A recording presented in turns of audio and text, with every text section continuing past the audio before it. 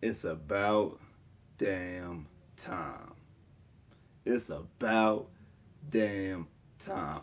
What's up, YouTube? We're back once again with another sports topic. Today we're going to talk some football, Houston Texans football. We're going to talk about the first two picks in the first round from the Houston Texans. Houston Texans finally did something right, in my personal opinion. We're going to break it down, maybe before we do that. Hey, if you liking the content, make sure you liking the channel. Make sure you subscribe to the channel. Make sure you comment on all the videos, sharing the content on all social media platforms. Hey, also, follow me on social media. All the links in the description below. If you click on there, we got a 30 days free of Amazon Prime. If you sign up, you get 30 days free of Amazon Prime if you sign up. Make sure, like I said, you share on all social media platforms. Like I said, if you're liking the content, let's get this channel continuously to grow. Appreciate all the love and everything y'all been doing lately. Now let's get it going. Sorry for my voice. I've been screaming, been hollering. The draft was crazy. That first round was crazy. Man, shout out to everybody that showed up. Shout out to my boys out there at the round table. We was live at the Crafty Crab off of Jones Road in 290. It was a great event, great food, great service, and just a great atmosphere being with the round table live in full effect for the first time that we've ever done. We've been doing videos for a long time. That was the first time we've all got together. All of us weren't there, but the majority of us from the round table was there, and it was just a great time. And hey, we was eating Cajun food and drafted a Cajun player, because with the first pick with the Houston Texans, with the third overall pick in the draft, they first round pick, they did something right, something I've been clamoring for, and that's drafting Derek Stingley Jr. Now I wanted a corner. It was him. It was Sauce. Kyle Hamilton was on the board, and y'all know I had Kyle Hamilton rated as the highest grade player in the draft, and that's who my number one player was.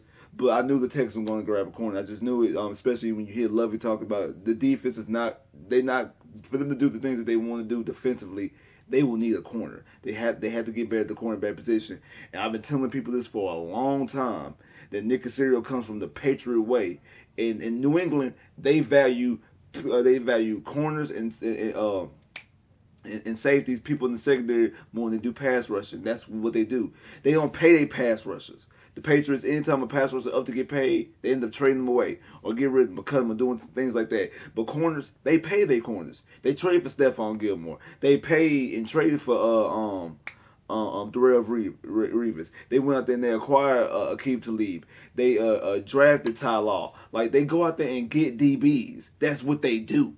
Later they go out there now. They also hit on some people like undrafted free agents like C.J. Jackson and also Malcolm Butler. But they go after guys in the secondary. Brandon Brown is another one. Like, they go after guys in the secondary. So I knew with the guys in the secondary and at this level they're going to be able to, in this draft, that they were going to target somebody in the secondary. If it was Sauce, if it was Stingley, if it was Kyle Hamilton, and they hit it right. They got probably the most athletic guy you can get.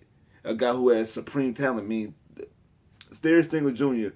was on that national championship team in 2019, national championship LSU team as a true freshman. It was the best player on that team. I mean, you had Jamar Chase, who's tearing up in the NFL right now. Justin Jefferson, who's tearing it up in the NFL right now. Also had the Heisman Trophy winner and the number one overall pick, and Joe Burrow. And everybody said that Stingley, when they stepped on the field, Stingley was that guy as a true freshman. Stingley was that dude locking those boys up. Also in practice, and then had to go up against guys in the SEC like Devontae Smith, Heisman Trophy winner, Waddle, first round pick, Ruggs, first round pick, Jerry Jeudy, first round pick.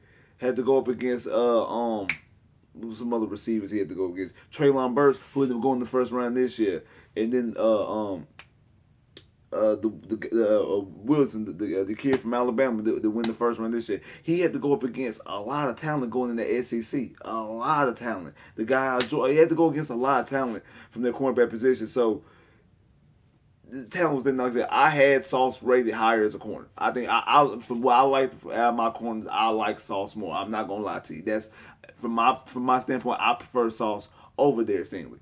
But it was just one day. I have no problem with getting Derek Stingley. None at all. Y'all see my video. I got my live reaction. Go check that out. My interaction when the call came in, when the pick came in. Y'all see how it was. Me and that boy Ray, we was crazy. With me, Ray, actually everybody was, especially Wise. Y'all know Wise. He been talking about Derek Stingley forever. So I mean, we was exactly just crunk, and it was so live, and it was a great experience. And it was a great moment, and that Texan feeling came back.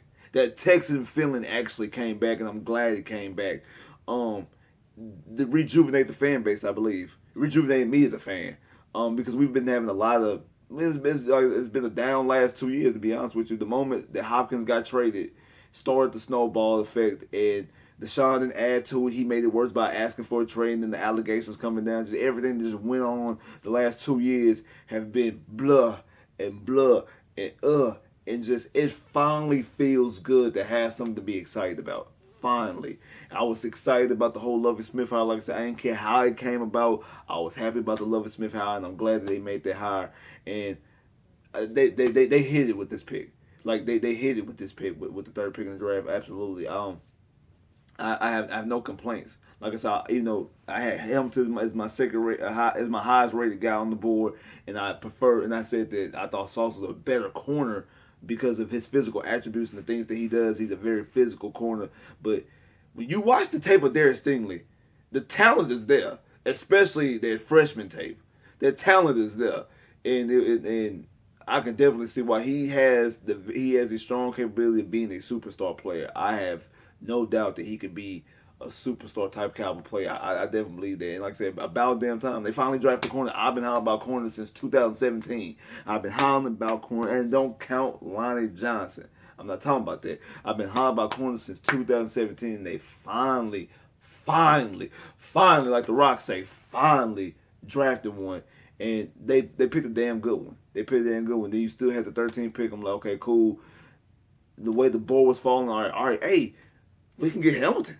If we get Kyle Hamilton, I won't say any damn thing about this draft ever again. I don't care what happens the rest of the draft. They draft Kyle Hamilton, I wouldn't say anything. And then they traded.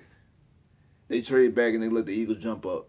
They traded back and they traded back, went down 2 spots, went from 13 to 15, and acquired a 4th and 2 5ths. And I'm like, damn, what are they doing? And then 14, the Ravens picked Kyle Hamilton, and I knew it. I'm like, damn, that's always how it happens. I'm like, okay, if that's the case, they must didn't really want Kyle Hamilton. Then drafting the guard out of Texas A&M, Kenyon Green. And when you look at the guy, when I see him, he's a big dude.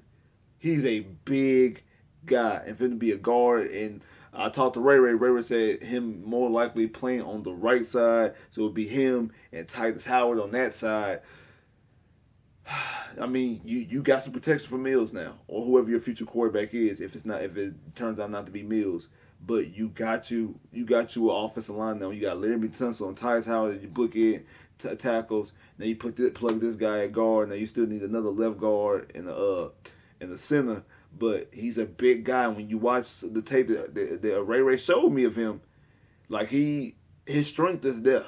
He's a strong guy. Like I said, I'm not a huge judge of offensive lineman. I'm not gonna sit up and act like I'm not. I lean more towards Ray. I allow Ray. Hey, Ray put me on game with the offensive lineman. And Ray was excited. He was so happy that they drafted Kenyon Green. He knocked over a whole table of water. Like at the restaurant, we had a whole table of water, and he was so happy that was the pick. He knocked over the table of water. So that right there shows you at the very least they trend in the right direction. Because Ray's never happy with draft picks. Like me, Ray, and we are always the ones raging during the draft, especially those two. So if Ray is cool with those first 2 picks, y'all should be cool with those first 2 picks as well. But yeah, it looks like the Texans are leaning in the right direction. I see the plan. Like I said, this is the rebuild. This is year 1 of the rebuild. I know last year, that's year -0. Year -0. It's not year 1. It's year -0. And I think they hit it with these 2 picks. Like I said, me personally, I would have preferred to get Kyle Hamilton. I would have took Kyle Hamilton. And when I was doing my mocks, remember we did the live mock here the other night. And we basically walked away with the first 2 picks with Stingley and Hamilton, or Sauce and Hamilton. And even I think one we walked away with both Stingley and Sauce. So those things, and then my actual ultimate mock draft, not my ultimate mock draft, because my first mock draft, when I did the mock draft of everybody in the first round, I had them taking Hamilton first and Stingley second. So if that would have happened, just flip-flopped, I would look like a damn genius. Like damn, I was this close. Like damn, I was lucky damn Jinx. But my official mock of just strictly Texans, I had them taking Sauce and had them taking Chris Olave. So I was wrong. And Chris Olave went a little bit earlier, so who knows? I think the Texans might have took Chris Olave if he would have been there. Maybe the Texans don't trade down if Chris Olave is still there, but you know the Saints jumped up to pick 11 to take him. So I don't know, man. Like I said, like the first round, I give it an A.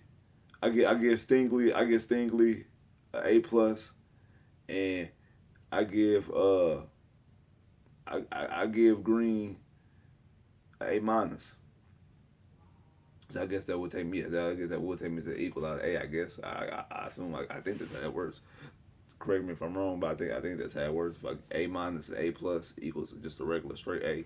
So I think because when you look at the direction where they're going, I get it, and you look at how big and massive Green is, it makes a lot of damn sense. You need some protection for Mills, and I see what it is. Like I said, I want a defensive oriented draft, so we want to go more defense. Hopefully later on the night we'll go a little bit more defense when it comes to these second and third rounds.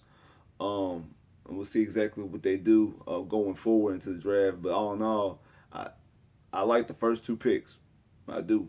I like the first two picks, and I feel like the Texans are going in the right direction. So we see exactly what Nick is here to do. We're going to see what Nick got in store. Like I say, with picks, second round, third round, we'll see exactly what Nick has in store, and we'll see exactly how the rest of the draft pan out. Like, share, subscribe if you haven't, comment below if you haven't, click that bell, get more videos. Holla.